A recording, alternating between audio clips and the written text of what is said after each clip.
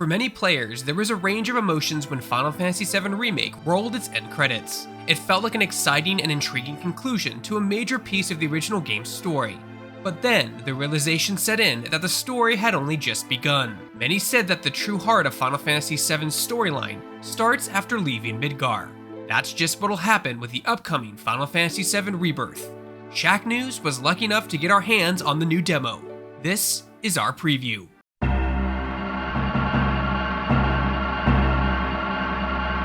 Hey folks, if you enjoyed this video preview, be sure to hit that like, subscribe, notification button. It's 3 small clicks for you, but means the world to us. Let's get started. The first demo jumped back in time to what original Final Fantasy VII fans remember as the Nibelheim Incident. Players will primarily control Cloud Strife, though it is possible to switch around between party members. What's interesting about this party's composition is that Cloud is journeying up Mount Nibel with Sephiroth to investigate a malfunctioning Mako reactor.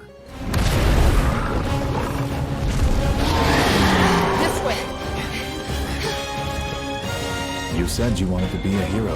While it is fun to catch up with Cloud's various attacks and abilities, this demo is mainly focused on playable party member Sephiroth, who is designed to be an uber-powerful menace.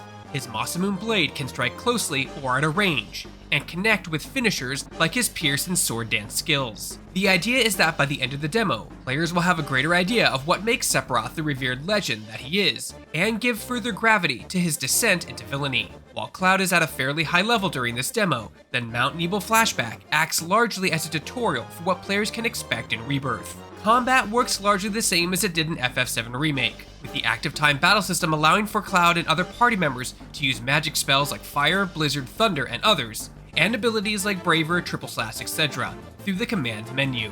However, there are a few new mechanics being introduced.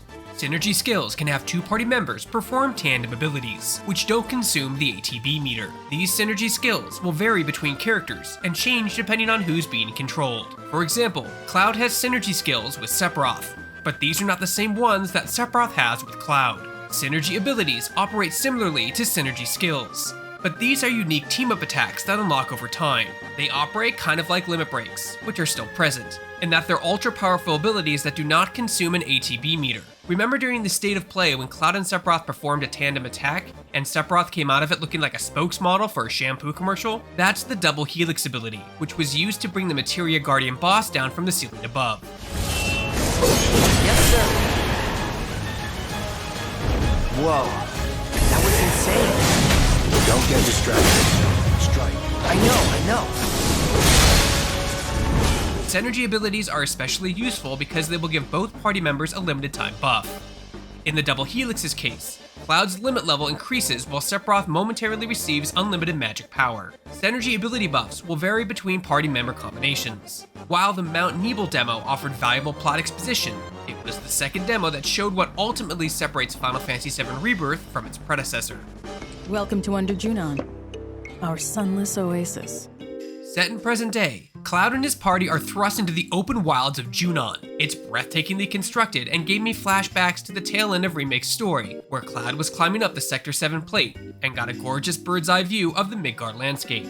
Square Enix noticeably played this aspect of the game close to its chest. While Junon was laid out as an open world, many parts of it were gated off, and there were limited activities available. Still, we were able to get a good taste of what to expect by taking part in a short handful of open world missions, and by riding around on trusty chocobo steeds.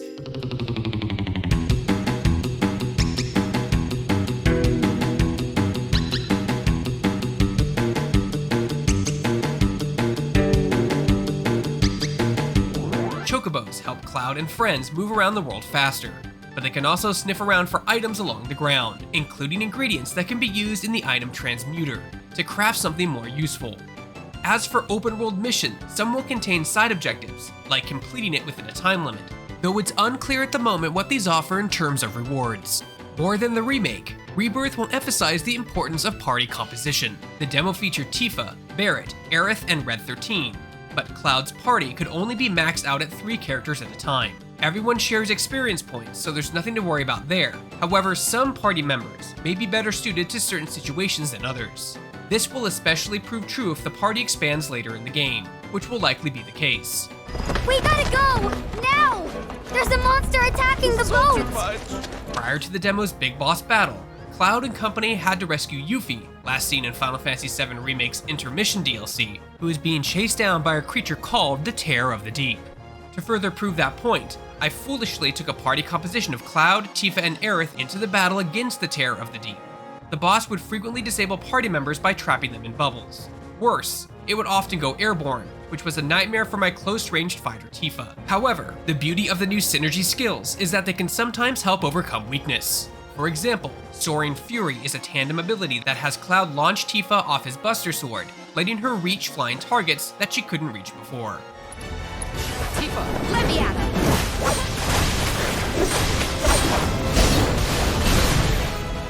This is only a small taste of what players can expect to see from Final Fantasy VII Rebirth. This felt like only a sample of the open world element, plus the game is expected to feature numerous side missions and minigames. There is a greater amount of story here than its predecessor, which will introduce new characters making their Final Fantasy VII Remake series debut. Plus, some of the more pressing questions regarding the story, namely Zack Fair's role in the whole thing, were not addressed.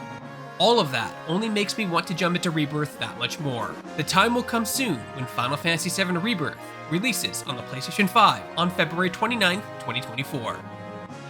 Hey folks, if you enjoyed this video preview, be sure to hit that like, subscribe, notification button. It's 3 small clicks to you, but means the world to us. For more video previews and everything else gaming related, you're already in the right place. You're on Shacknews.com.